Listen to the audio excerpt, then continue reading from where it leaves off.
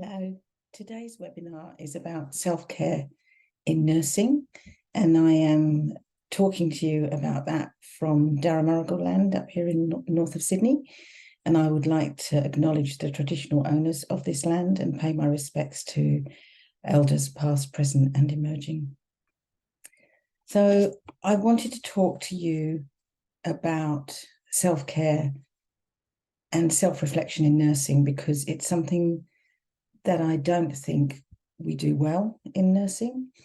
And I think that because we don't do it well, it affects us in all sorts of ways, both as in our nursing practice and also from a personal perspective. The reason that I have come to this place of thinking about self-care and self-reflection myself is because a few years ago I had a health issue. I was diagnosed with breast cancer, which led me to seeking counselling for the purpose of finding meaning in my own life, I suppose. And through this process of counselling, a lot of the stuff that came up actually was related to my nursing practice and the vicarious trauma that I had experienced and never realised at all over the 30 plus years that I've been a nurse. And it made me really think about the importance of us looking after ourselves so that we can best look after others. And it made me realize that we are important as our patients are, and that we deserve that time and space for self-care too. So from there, I was able then to make space in my life to volunteer as a Lifeline crisis supporter, because it freed up a lot of space in my mind, and I think it improved my ability to be empathetic. And through that training and now working, volunteering as a crisis supporter, Lifeline really focuses on self-care as the primary way of providing good service. So it's always talked about it.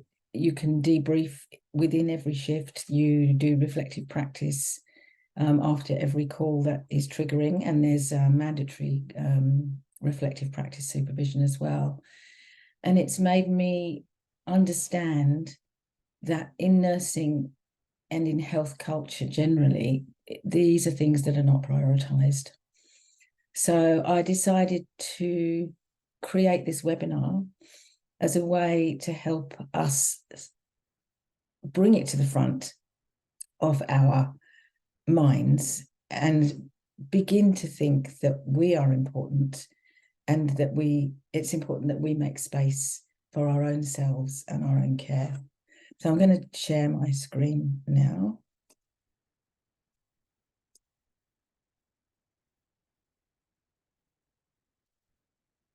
So what I'm going to talk about in this webinar is self-care and self-reflection in nursing.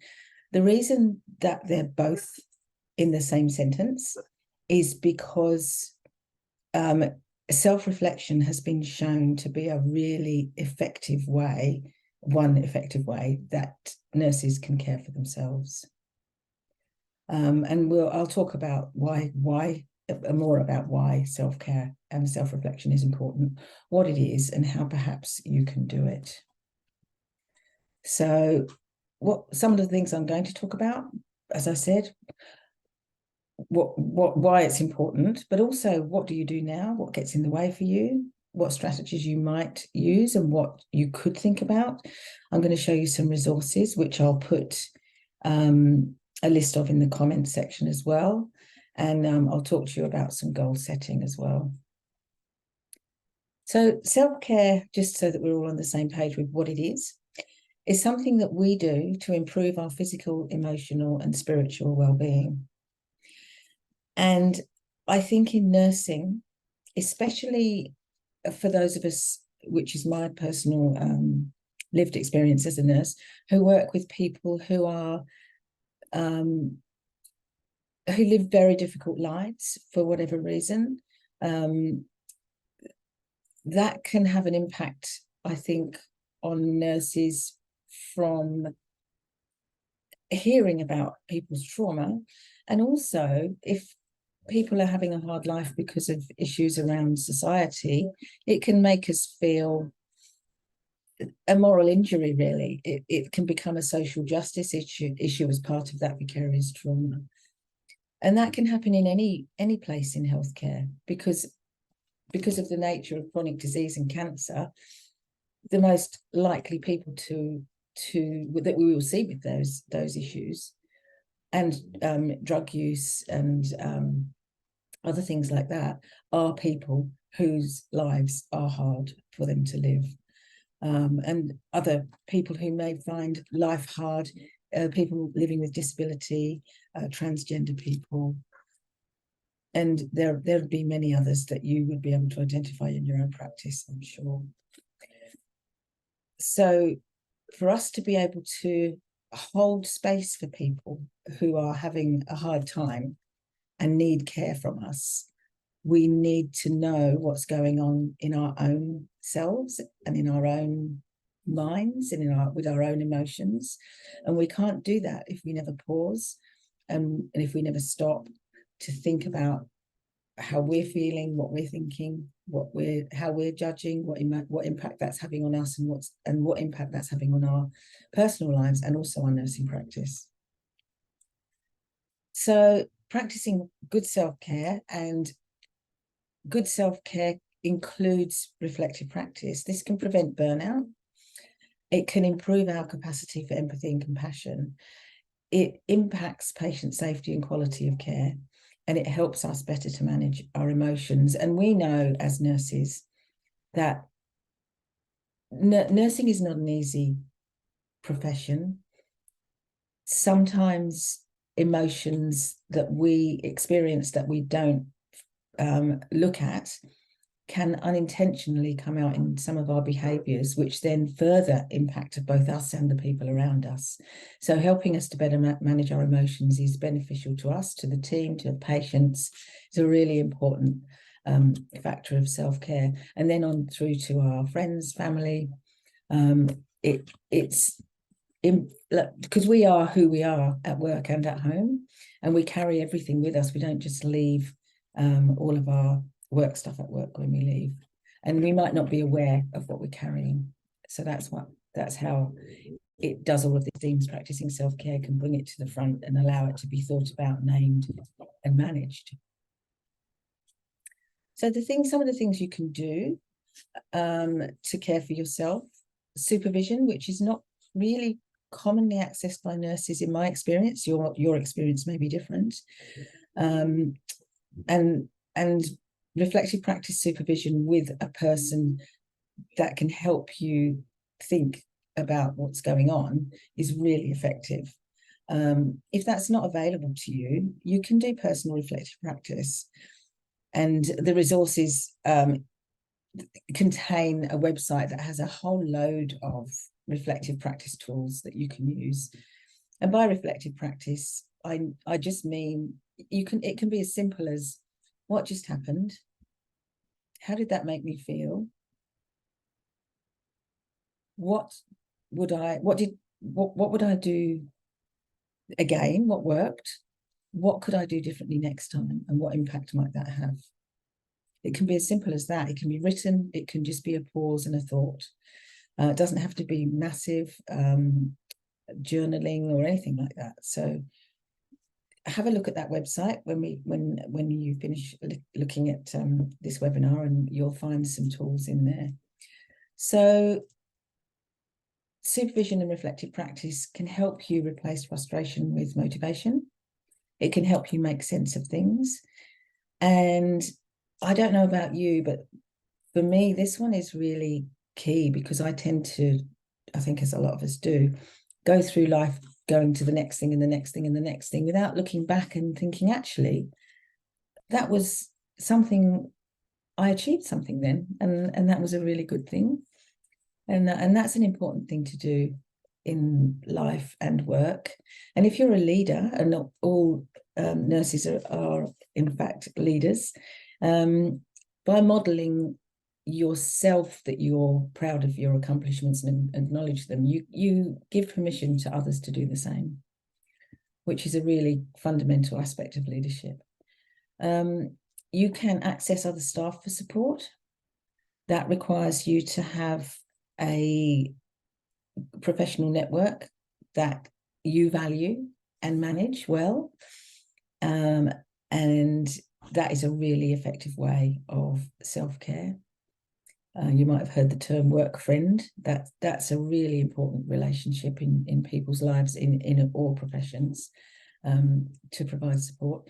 Setting boundaries, being able to say no, that's really key as well for self-care. Not accepting behaviours that make you feel uncomfortable or frustrated. But boundaries, of course, is an entirely other webinar. But being able to set boundaries is a really good way of improving your self-care. Regulating your workload, setting boundaries can help with that, especially if you're a manager.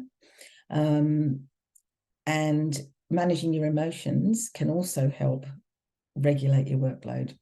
So if you're looking after yourself, you're having supervision, looking at your emotions through reflective practice, and you're feeling less overwhelmed, less frustrated, or whatever other emotions you might be feeling, you're often better able to regulate your workload and prioritize what you need to do, because you can think more clearly. Work-life harmony is another strategy. Notice it does not say balance, because there is not really such a thing. But if you can get it right, the combination of work and life and the effort that you put into both, and the joy and that you get from both, it's worth looking at in terms of self-care. Team care, looking after each other, is really key. If you are not looking after yourself, it's very difficult to look after somebody else in your team. Or you could be looking after everybody else in your team and not yourself. And in the end, that is not going to work either, because a healthy team requires all of us to be healthy. And laughing, and we all know this as nurses, laughing and use of humour is an age-old way that we have always provided self-care to ourselves, with ourselves and each other. So some personal self-care strategies. These are the things that you can do when you get home. You can also do them at work if you're feeling overwhelmed. So if you feel that your self-care is not happening at all, you can make a plan and set some goals for self-care, which I'll talk about in a little while. And one of the resources there is a website called Nurse Support that has a downloadable plan and guides you through how you could do that. Outside of making a plan, what you could include in your plan are things like breathing, like 4 square breathing, for example, or belly breathing, mindfulness and meditation, guided relaxation, grounding. Grounding you can use anywhere, at any time. The same with breathing, some of the exercises, and nobody knows you're doing it. You can do it silently. It takes you very little time to make yourself feel connected and back in the present if your mind is racing and you're feeling a lot of overwhelm. Exercise and being in nature has been shown to really improve self-care and health, both mental and physical health for everybody. Sleep, we all know about sleep, the importance of sleep, and eating well and talking to someone. And again, I've put Nurse Support there. They have a helpline that you can call, and you can make times to get ongoing support through them as well. So these are the resources that I was talking about, which I will cut and paste and put into the comments. So how to create a self-care plan for nurses, which I spoke about, and practicing self-care. This website is focused on palliative care, but it's relevant to all nurses, I think. And what it has is videos of relaxation, meditation, breathing exercises, if you like to be guided. It also has a downloadable plan that you could use. Both of these top 2 have a downloadable plan. the reflection for self-care gives you it's an article that gives you some evidence about why reflection or how reflection improves your self-care. The Nurse Support Wellbeing Portal is there as well, and that's something you sign up for. They also have resources you can access without signing up to that portal. But if you go into that portal, it's a whole load of resources and connections. There's the Australian Indigenous Health Infonet, which is for Aboriginal and Torres Strait Islander health workers, which is a very similar but specifically tailored towards First Nations peoples. Beyond Blue has a lot of things on burnout and work stress and how to manage stress in the moment, and with lots of exercises around breathing and grounding.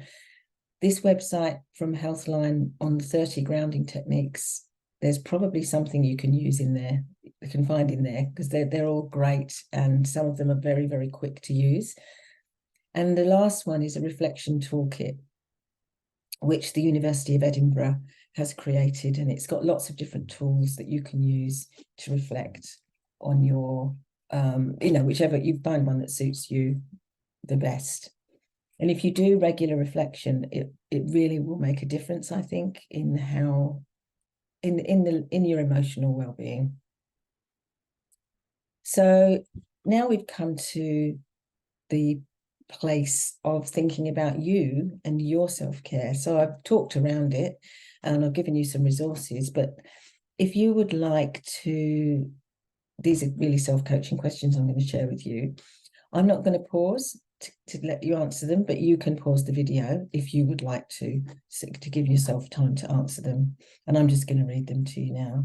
And they're a way of helping you think about where you are now, how you would like it to be, and what you could possibly include in your life going forward that will improve your self-care. So the first question is, what's the most important thing about self-care for your nursing practice? How does it impact the care that you give, the patient safety, the way you see yourself as a nurse, anything to do with your nursing practice? Next is, how is your self-care important to you personally? Because as I said before, work and home are connected by our brain, really, I think. And there's no avoiding unconsciously often taking things between the two places. So how is it important to you personally? And what do you do now to care for yourself? What things are working for you? And how often do you do them? How is that going? What do you do now? You might walk in nature, you might do some breathing, you might watch Netflix, I don't know, but what do you do now? And how would you like it to be? You might be very satisfied with what you do now, but if you're not, if you're thinking, I'm not doing much really in my self-care, how would you like your self-care to be? And then when you've worked out how you'd like to be, how you'd like it to feel, what could you do? What could you do to better care for yourself? Think of, have a brainstorm. What kinds of things could you do? You don't have to commit to them or do them, but what's possible for you? And then what stops you? What gets in the way of your self-care? What are the things that are the barriers to that? And what can you do about that? How can you help yourself? What strategies can you use to address some of these barriers or challenges? And if you can imagine yourself in a future where you are looking after yourself in a way that you would like, and your friends and family would really like to see, and your teammates and as well, how will that be for you? What impact will it have? And what, out of all of the things that you've thought about so far, are you willing and able to include going forward into your life?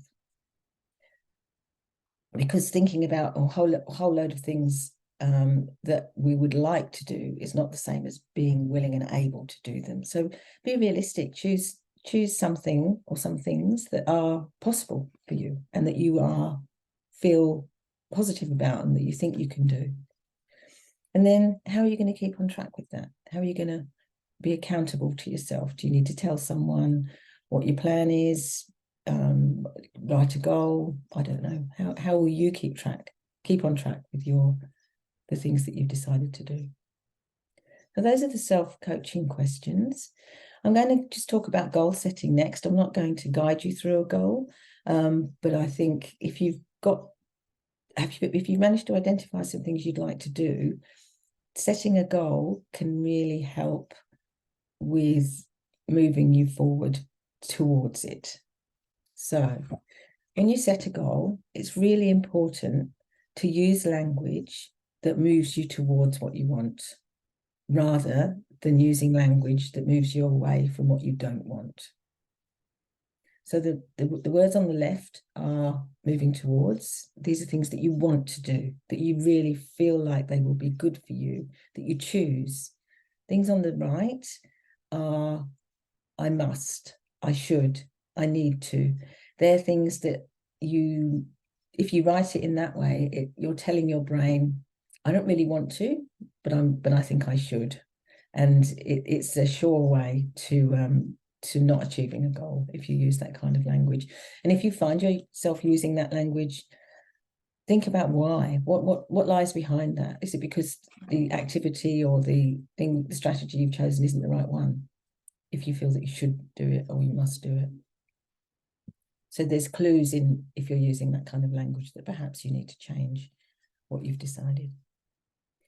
And then a SMART goal reminder. I'm sure that you probably don't need a SMART goal reminder, but when you're setting a personal goal, it's not the same as setting a goal in care planning or in project planning. It can be much more specific about how it is going to be for you, and the measure might be how you feel.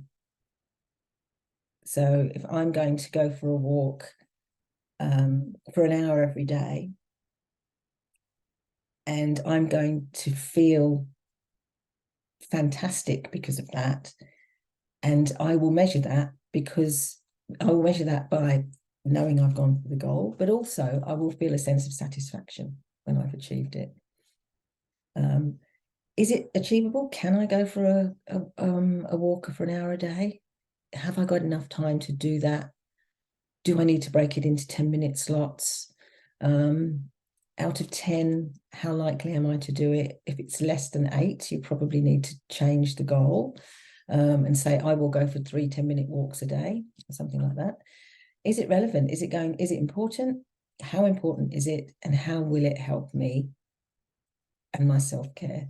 Is it really worthwhile?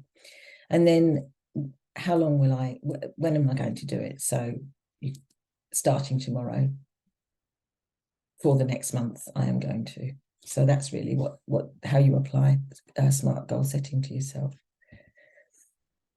I put these numbers on in case anybody feels the need to talk to somebody after this webinar, because, I don't know what may or may not come up for you. Lifeline is the top one, and 13 Yarn is for anybody, and 13 Yarn is for First Nations people. So that is the end of the presentation that I have for you. And I really hope that you will find something that you can do to add to the self-care that you already do, and recognize that you are important, and that's just fundamental to healthcare is looking after ourselves. And I hope you have gained something from this webinar, and I would love to hear from you in the comments, any thoughts about that. And as I said, I will put the list of the resources in the comments section. Okay, thanks for listening. I'll see you next time. Bye.